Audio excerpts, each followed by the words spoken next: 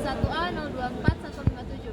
Nama saya Nasyifatul Alizah dengan NIM D1A 024027. Perkenalkan, nama saya Nathanael Kuku Santosa dengan NIM D1A 024035. Perkenalkan, saya Nabila Iman Aisyah dengan NIM D1A 024151. Yang pertama ada latar belakang penelitian. Penelitian dilatar belakangi oleh peran ITIK sebagai komoditas penting penyumbang telur nasional dengan Jawa Tengah sebagai salah satu sentra terbesar yaitu populasi dan produksi telur tinggi. Selanjutnya ada produksi telur sangat dipengaruhi oleh manajemen genetik serta faktor lingkungan yaitu suhu, kepadatan, kelembaban, populasi, dan juga umur. Sehingga perlu dikaji pengaruh faktor-faktor tersebut pada usaha ITIK di sentra utama yaitu Tegal, Pemalang, dan juga Brebes. Yang kedua ada hipotesis dan tujuan penelitian. Tujuannya yaitu mengetahui pengaruh wilayah yaitu Tegal, Pemalang, dan juga Brebes terhadap produksi telur atau HDP dan FCR. Yang kedua ada mengetahui pengaruh jumlah ternak, umur ITIK, kepadatan kandang, suhu, dan juga kelembapan kandang terhadap HDP. Selanjutnya ada hipotesis yaitu implisit dari tujuan yaitu terdapat perbedaan HDP dan FCR antar wilayah. Selanjutnya ada faktor lingkungan yaitu suhu, kelembapan, kepadatan, serta populasi dan umur ITIK berpengaruh terhadap produksi telur atau HDP. Variabel yang diamati dalam jurnal ini ada dua, yaitu yang pertama variabel respon, yang kedua adalah variabel bebas. Yang pertama variabel respon yaitu produksi telur harian, yang kedua ada feed conversion ratio. Kemudian yang kedua ada variabel bebas yaitu wilayah seperti wilayah Tegal, Pemalang, dan Brebes. Kemudian ada jumlah ternak yaitu populasi ITIK per ekor. Kemudian ada umur ITIK, kepadatan kandang, suhu kandang, dan kelembapan kandang. Kemudian ada alasan rancangan dipilih dan kesesuaiannya, yaitu untuk rancangan, kenapa rancangan ini dipilih itu menggunakan metode survei dengan purposif kandang sampling pada 120 ternak, masing-masing 40 peternak per kabupaten, dengan kriteria populasi lebih dari 100 ekor dan maksimal masa produksi itu 8-12 bulan.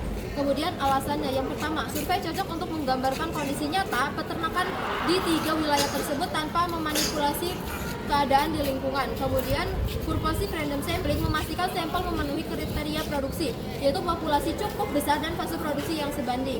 Kemudian sehingga data antar peternak dan antar wilayah bisa dibandingkan untuk menjawab tujuan tentang pengaruh wilayah dan faktor lingkungan terhadap HDP dan SCR. Kemudian jadi rancangan sesuai dengan tujuan karena memungkinkan analisis pengaruh perbedaan wilayah dan faktor lingkungan real terhadap produksi telur. Kesesuaian materi dengan rancangan.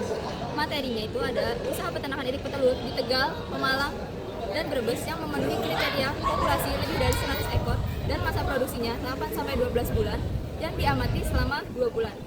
Lalu kesesuaiannya, yang pertama ada penggunaan peternakan rakyat existing sesuai dengan rancangan survei karena tujuan penelitian adalah mengkaji pengaruh faktor lingkungan dan populasi atau umur pada kondisi lapangan. Yang kedua, kriteria minimal populasi dan umur produksi yang relatif seragam membuat data representatif dan layak dianalisis dengan GLM dan regresi untuk melihat pengaruh faktor-faktor tersebut.